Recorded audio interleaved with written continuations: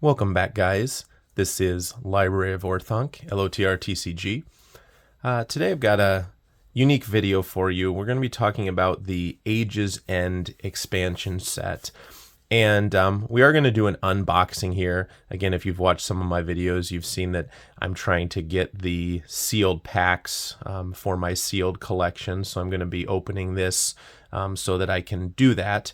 But also what I thought I'd do that'd be interesting, because this isn't going to be that great of an unboxing experience per se, give you kind of a little mini set review of Age's End, talking a little bit about the product itself, but then also a little mini review of some of the key cards in it. So first off, what I wanted to do is tell you guys about this product. So this was set 19. So this was the very last Lord of the Rings set that they produced, even after Treachery and Deceit. So this is the very last product before Decipher quit making the game. And I'd say they did a pretty nice job on it, actually. You know, Age's End, it's the 40 card limited collection. You kind of see the ship there sailing off to Valinor. Very well done concept overall. Pretty standard on the side there. UPCs. And here kind of tells about the product. Journey to Middle-earth with this action-packed game based on the fantastic visions of J.R.R. Tolkien and Peter Jackson. This collection will immerse you in the worlds where your free people of Middle-earth fight against the forces of Mordor. This 40-card limited collection contains characters from the captivating realms of the Lord of the Rings trading card game.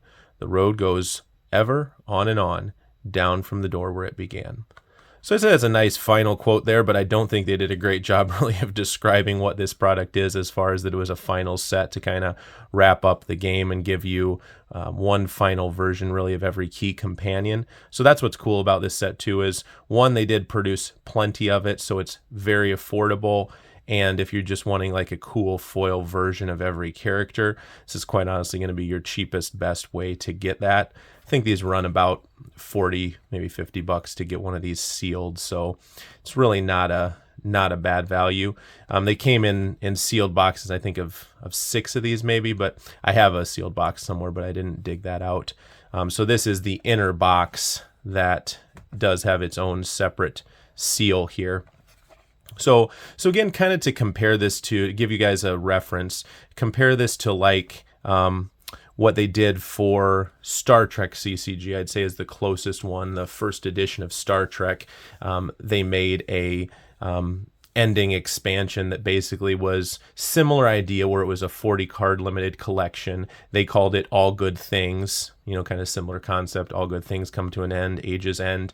And they did the same collection idea, but they packed theirs with an anthology and some reflections packs and starter decks, you know, that sort of thing. But this, obviously, my guess is at the time Decipher was producing this, they just didn't have the logistics to be able to include the old product that they had lying around. Certainly, I'm sure they did have some other product they could have jammed in and created a anthology type format, but instead they just did the standalone 40 card collection in its own little pack here. So yeah, like I said, I'd compare it mostly to the closest thing is that All Good Things from Star Trek. And price-wise, that thing is in the thousands of dollars, whereas, like I said, this thing, you know, $40-$50. So very thankful that this is a affordable product for the Lord of the Rings TCG. So yeah, let's just go ahead and crack this open here and take a look at the contents. Like I said, I'm not going to open up the sealed deck, but I do have an extra loose copy of the set on the side here that I'm going to reference for you guys. So let's so break the seal there, see what's inside. So yeah, there is our sealed pack. Like I said, this is what I'm going to keep for my sealed collection. Definitely a thicker type of shrink wrap than they used. Dusty there, but thicker type of shrink wrap than they use traditionally on the other products. You can kind of tell here, very thick format. But yeah, so here's the same cards. I've got them sleeved up here so we can take a look at those cards. But let's go ahead and see what, if anything else, comes in this product. Looks like really just this sheet in here, and No, that's just box torn a little bit. So little pamphlet that says Age's End. It's got that cool rock castle in the background. And yeah, there's a cool little poem there with the same art that they did have on the cover. And this is just a checklist then. Checklist of the 40 cards that are in the set. So like I said, if you just take a peek at that, you can tell pretty much one version of every main character from the game. So that's pretty cool. And then some random event and condition type cards, but a good portion of this is main characters. And then that's the oh, that actually has a different description on here. This might be this is a better description than what was on the outside of the box. The Age's End collection brings the beauty and adventure of Middle-earth to life on 40 new and exclusive cards. This limited edition product is a fitting last product for a game that has inspired so many players and collectors alike. Like, yeah, why the heck didn't you write that on the outside of the box? So I don't even know. That would have been a much better description of what it was. And then Age's End introduces the Fellowship keyword, an unloaded keyword found in members of the original Fellowship. Again, that's a really cool mechanic, but they didn't really do anything with it. Look for cards in this collection that will bring excitement of this new keyword to each of your games with these cards. But again, I'll have to look at these cards as we're going through. I think they did very little with that keyword, but it was really cool concept that they put the keyword Fellowship on the key on the 9 walkers who were part of the original Fellowship. So first here, now let me give you just a quick review. We're not going to go really in depth with this, but just talk about some of the most important cards. So this Great Ring, this is a fantastic card for if you play the expanded format, which is really the only played format that this is legal in. The key things about this ring compared to previous versions, aside from the sketchbook art here, is that you do not have to pay anything to wear the one ring. You just say, I'm wearing the ring, no cost. And if you're wearing the ring, you take burdens instead of wounds. But then this is the real kicker, is it has a skirmish ability, add a burden to make the ring bearer strength +3. So first off, you don't have to be wearing the ring to use that ability. So pretty much you can activate this at any time during the skirmish. And then, of course, as you see here, it doesn't say limit 3 or limit 6 or anything like that. So you can add as many burdens as you want to add as many +3 powers as you want. So this is, I'd say, a very overpowered ring because you can get that ability without even wearing it. And then it's incredibly hard to overwhelm a ring bearer that can just at will get as many +3 pumps as he wants. So a little bit overpowered, appropriate for expanded, but not really for other formats. Here's the Gimli with the Fellowship keyword. Again, just a medium good card. They did a good job, though. The quality of this product is excellent. The cards are in great shape, no damages. The foiling looks great on the cards. So really no complaints about the quality of this product compared to some of the latter products that Decipher made. This one was very well done. And then each Fellowship group has kind of a condition that does some other stuff that they can pass around. That was one of the other things they did in here. So here's the Dwarfen one, still twitching. This is just another random dwarf event. Again, here's the one that the pass around condition for the elves. Arwen the Royal Maiden has kind of this interesting reconciliation ability, but again, I'd say this is likely worse than most of the previous Arwens. Not great. Legolas with the Fellowship keyword. You can add 2 threats to wound a minion. Again, the cost there I'd say is a little too high. Even compare this to like a Greenleaf or something. Just not quite as good. And then we do have Gandalf the Wise Guide. He is very popular, particularly in Expanded, just due to his ability to protect your Fellowship from crazy events that your opponent may play. Just this very broad ability. If an event is played, exert Gandalf twice to cancel that event. So that's just any event, carte blanche, as a response action. So anytime your opponent is playing an event that you don't like, as long as you have you'd have to have 3 vitality on Gandalf, you can exert twice to just outright cancel that event. So this is a very strong card. Obviously, you put like a Shadow Fax on him and get yourself up to 5. Then you can do that twice, cancel 2 events. So it's very good ability to have to protect your fellowship, especially from janky stuff like Fool of a Took or whatever weird event type glass cannon strategies your opponent might be employing. Stern Words, there's a Gandalf condition. Golem, the Threatening Guide. This one's reasonable. Again, pretty on level with the power of the other golems. This is the kind of the mirror version of there's a one that does this with burdens, strength +1 for each threat, and when he wins a skirmish, you add a threat. Like I said, it's a mirror version of the one that does burdens. I'm blanking off that on what the name of that one is, though. And Smeagol, the Pitiable Guide. Again, a decent version of Smeagol. Aragorn, the Well-Traveled Guide. This one, kind of the concept was going to be is that Aragorn is the sole protector of the ring bearer. Boromir. This one I haven't seen anything with, but it's kind of interesting that, it is a Boromir with a Twilight cost reduction. So you can play 2 Unbound Hobbits and then reduce his cost by 1, which you don't usually see a Boromir with that kind of cost reduction. So that's interesting, but again, I've never really seen that used. Here's the Gondor condition. Here is, I believe, one of the only things that references a fellowship companion. And again, it only really works. Well, I guess you can get +1 on any fellowship companion, but then damage +1 if that person is Gondor. So that, again, that's not really like a cool synergy of fellowship companions, because it's not even like you get bonuses for having extra fellowship companions. It really just says play it on a fellowship companion. So I'm not really impressed with that. Grima, Servant of Another Master. This one is actually very good. Very expensive ability, but very good. When you play him, you can remove 4 to exert an Unbound Companion. And most importantly, that companion cannot use special abilities until the regroup phase.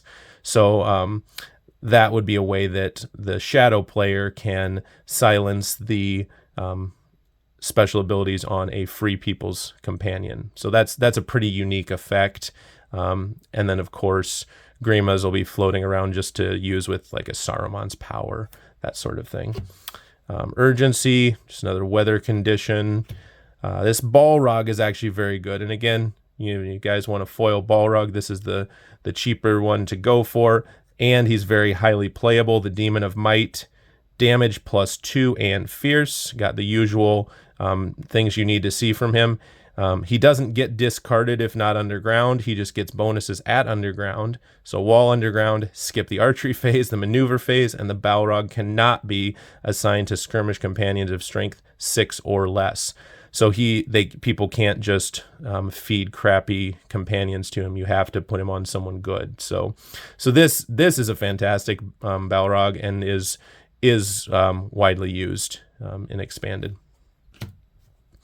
Then we've got some tentacle cards: Reaching Tentacle, Strong Tentacle, Watcher in the Water. Again, I don't have a lot of experience with this, but this definitely would make the tentacle deck more playable, especially since just natively on Watcher in the Water here, the Fellowship's current site gains Marsh and just natively play as many tentacles out of your discard pile as you want. So this guy in particular makes the tentacle strategy viable. Got a couple trolls in here in Pit Troll and Troll of the Deep. The Rohan effect that you can pass around, bring down the inside, brought down from inside. Aomer, I don't feel like they really even tried on this one. Cost 3, no cost reduction, and just strength +2 for each wound on each minion he's skirmishing. So this is just, strictly worse than other Aomers they've released in the past. So I feel like that one was really lazy. And Eowyn, again, just pretty bad, since there are other really good versions of Eowyn, the wounding one, the one that protects your other companions. And then this is like, play someone who costs 3 for -1, which is really just going to be like Eomer and Theoden. So, or I guess the Aragorn from Rise of Saruman, but pretty marginal effect. Sauron's Might. Got a Frodo with the Fellowship keyword, and as long as you don't have too much threats, this does protect your deck and your hand from discard. So again, I could see that as a protection Frodo, but probably not widely used unless for some reason you think you've got some massive discard decks that you need to deal with. Mary the Resolute Friend, pretty bad.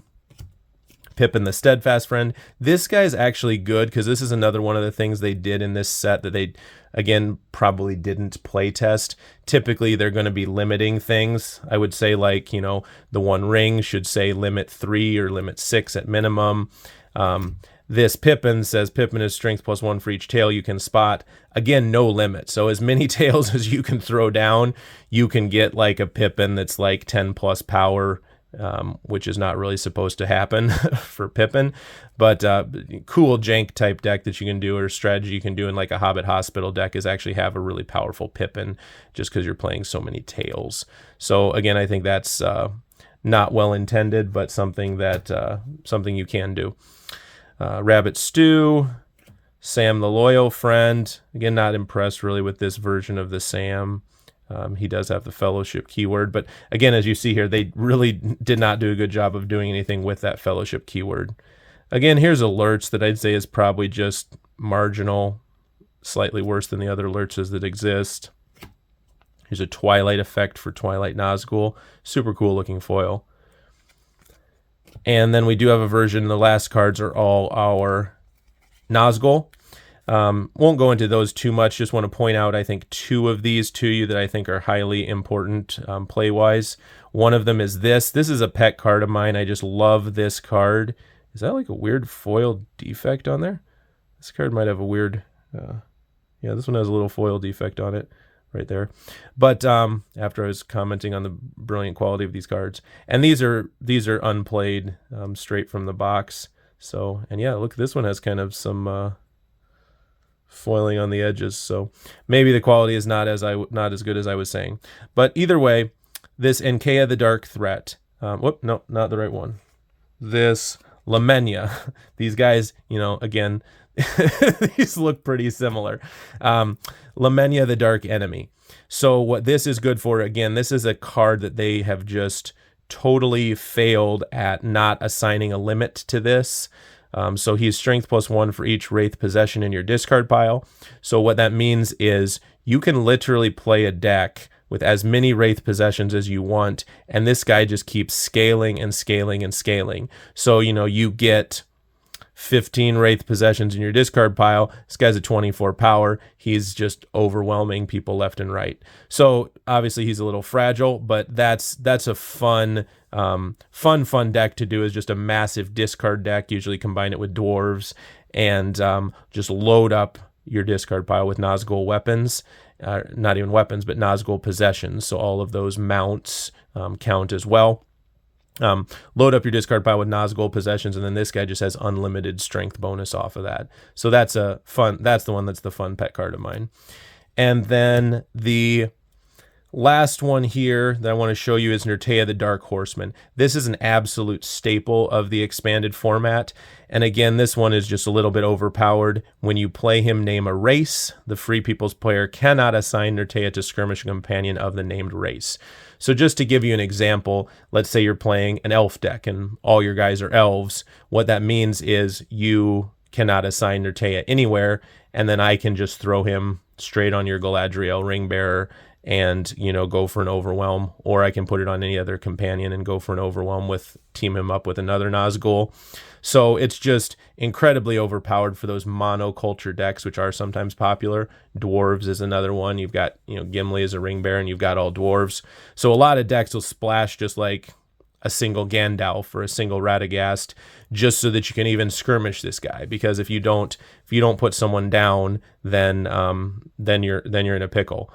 And even let's say that you're using Frodo as your ring bearer. So let's say I've got like Frodo with a bunch of Gondor men. Well, when I play this, I'm going to say Gondor men, and you can't assign any of your Gondor men to skirmish this guy. And so then you've got no other choice but to assign Frodo to it. So even if your ring bearer is a differing culture than your main fellowship, it doesn't really help you out. So this guy is just brutal. And again, you'll see him just all the time in staple expanded decks.